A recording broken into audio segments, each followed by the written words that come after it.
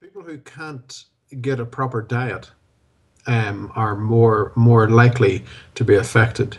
I have noticed um, that is key. You see, our own immune system is our first line of defense. If that falters, then it becomes a problem. And I see different types of entity over the course of my years that will target people because of particular minerals which their body lacks, that they weren't aware of until it was brought to their attention. And once those minerals are brought back and realigned within the body, everything stops. It backs off and waits until it falters again. But the influence itself, was a book which was written because so much so directed toward this, so much so directed toward the suicides. Um, Ireland, of course, has got a huge suicide rate, um, and having a member of the family also take their own life, it was something which drove me forward to say, now it's time for this to be released.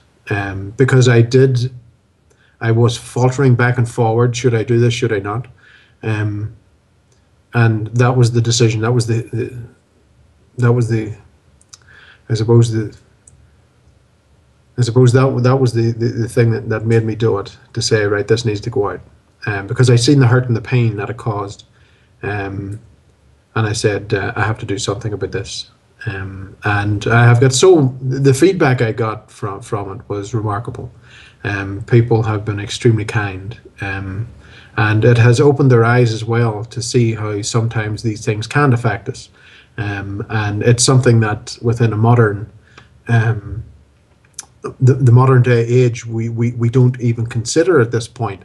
And yet we see people who get involved with paranormal research, and there's an insidiousness which can affect people, and eat groups from the inside out. And it's something that you need to be very, very aware of, and question your own actions as well as the actions of others.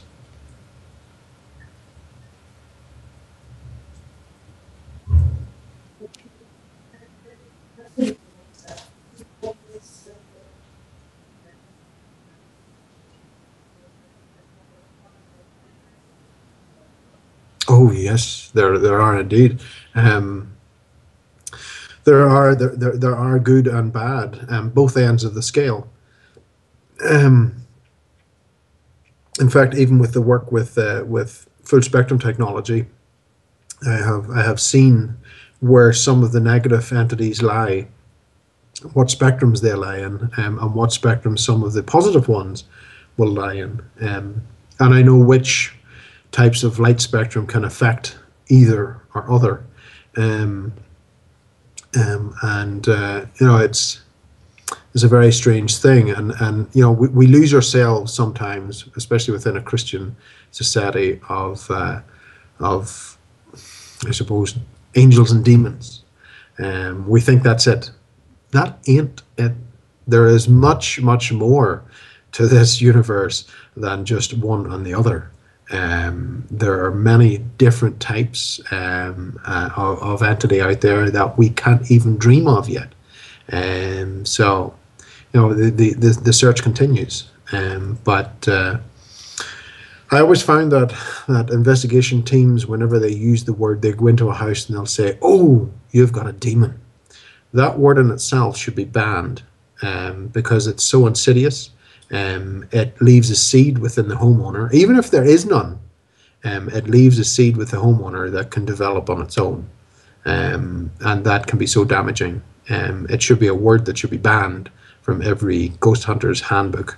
Um, and another strange thing is that we've got so many new age developments coming forward with angel therapy.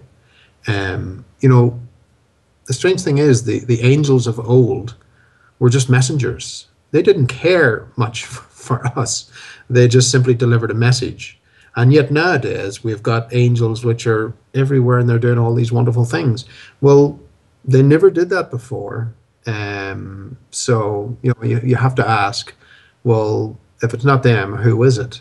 And likewise, we need to be very, very cautious, because I'm aware of some religious orders who will promote speaking in tongues.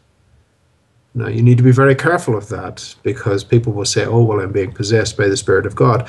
How do you know? Because I assure you, after reading, if people do choose to read the Dark Sacrament, you will find that a lot of the negativity can actually hide inside a church. It's the last place you think to go and look for it, and they will wait. So that is something to be very, very careful of.